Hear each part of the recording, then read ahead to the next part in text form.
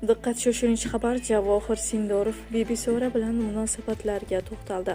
Assalomu alaykum, hurmatli tomoshabin. Tezkor yangiliklardan xabardor bo'lib turishni istasangiz, kanalimizga obuna bo'lib, videolarimiz davomida bir dona like tugmachasini bosib qoldirishni unutmang. Kecha 12 aprel kuni Kiprda bo'lib o'tayotgan shaxmat bo'yicha nomzodlar turnirining 12-turi bo'lib o'tdi.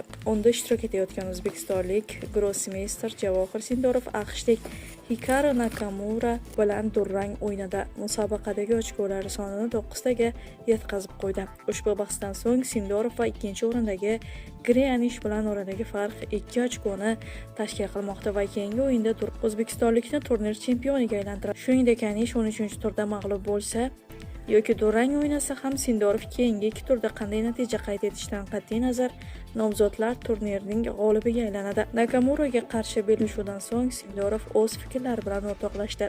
Kecha juda muhim o'yin bo'ldi va ancha charchadim va bugungi durang yaxshi natija. Hozirgi vaziyatda Hikaru bilan uzoq va og'ir partiya o'ynash uchun sabab ko'rmadim. Shuning uchun imkoni bor joylarda majburiy variantlarni tanladim. Agar u uzun partiya o'ynashni xohlasa, bunga ham tayyor edim. Lekin u ham ancha ishonchli yo'llarni tanlashini kutgandim. Hatto partiyadan oldin tez durang bo'lishini sezgandim. Bugun biroz dam olaman, balki Counter Strike ham o'ynarman. Oxirgi turlarda esa iloji boricha ishonchli o'ynash kerak. Kimdir meni yutishga harakat qilsa va imkoniyati bo'lsa, albatta foydalanaman. Lekin hozir majburan g'alaba izlashning hojati yo'q, deydi Sindorov.